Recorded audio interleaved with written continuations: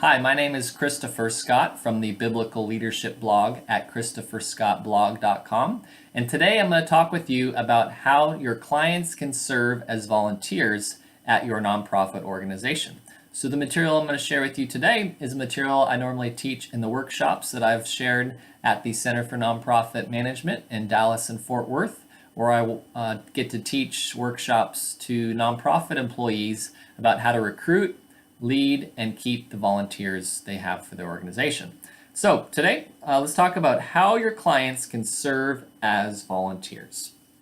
After I've taught the first workshop about how to recruit volunteers, usually this is the last thing I kind of throw in at the end as an additional idea. Maybe they haven't really considered, but can be a good help to the organization to find volunteers and to find good volunteers that can help the organization.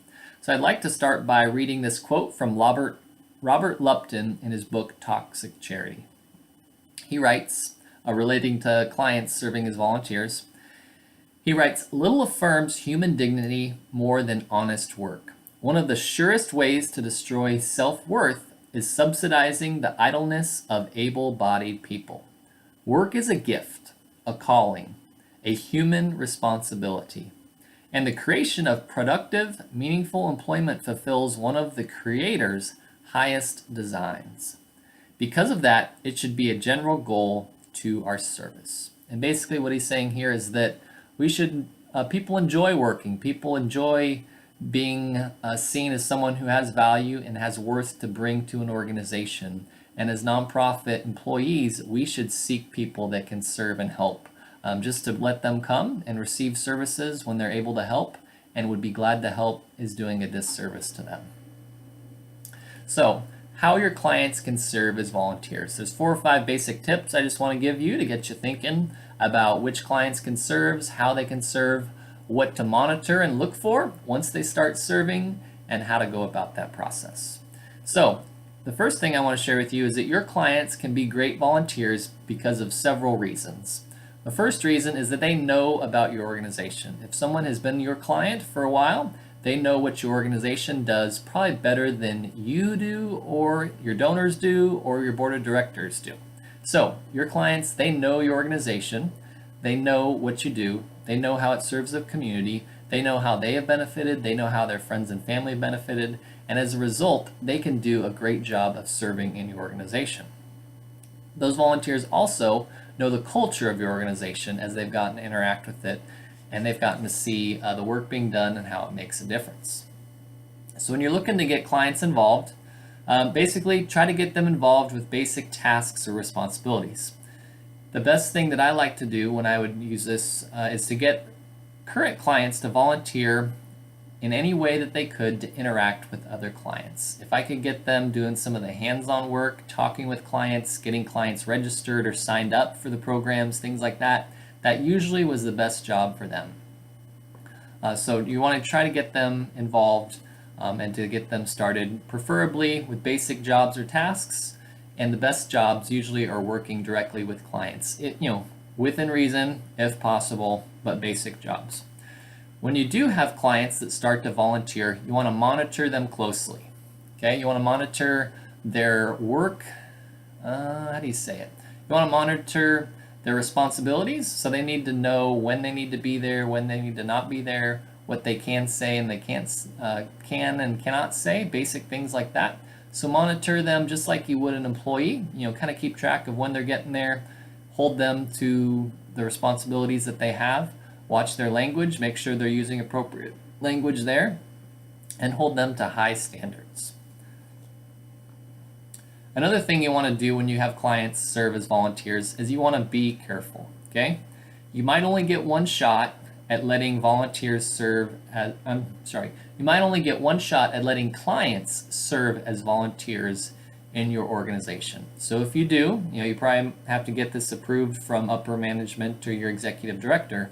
But if that does happen, you need to make sure it goes smoothly and goes well and that you monitor the process.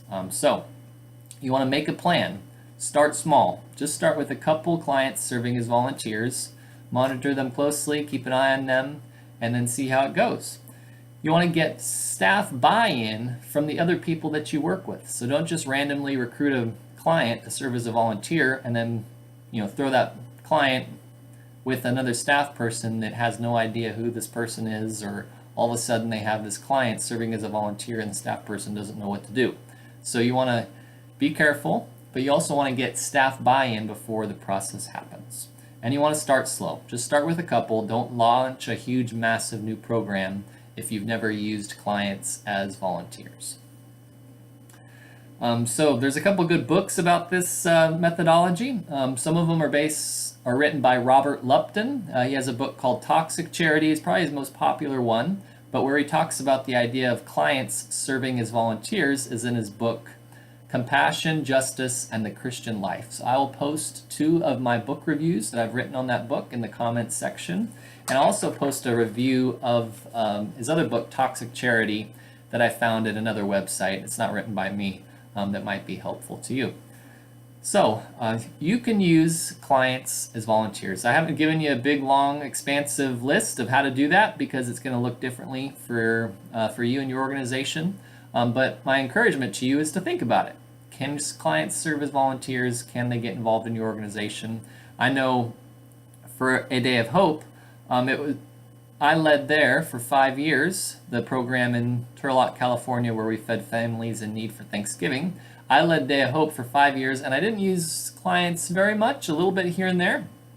But the new team that took over after I left, they used clients very heavily. Probably, I would guess, 30 to 50% of the volunteers were people that had participated in the program, and the program flourished and worked really well after I left when they started to do that. So that's another great example. When I worked at the United Way, we used to have community impact councils, which would be volunteers of anywhere from 10 to 15 people.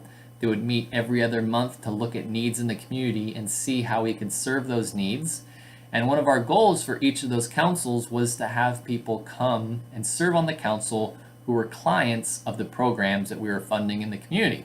So I remember on one of the impact councils, I had recruited a woman who was in one of our GED programs to come and serve on the council, and she loved it. The idea of her being seen as someone worthy of sharing her ideas and thoughts was just awesome to her, and she liked it, and she came, and she helped, and she was a good volunteer.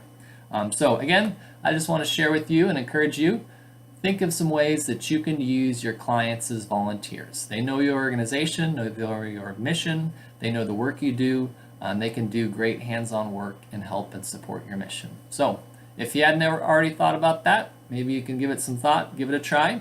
If you have any tips about how your clients can serve as volunteers, go ahead and share them in the comments section. Again, my name is Christopher Scott from the Christopher Scott blog at ChristopherScottBlog.com. Thanks for tuning in.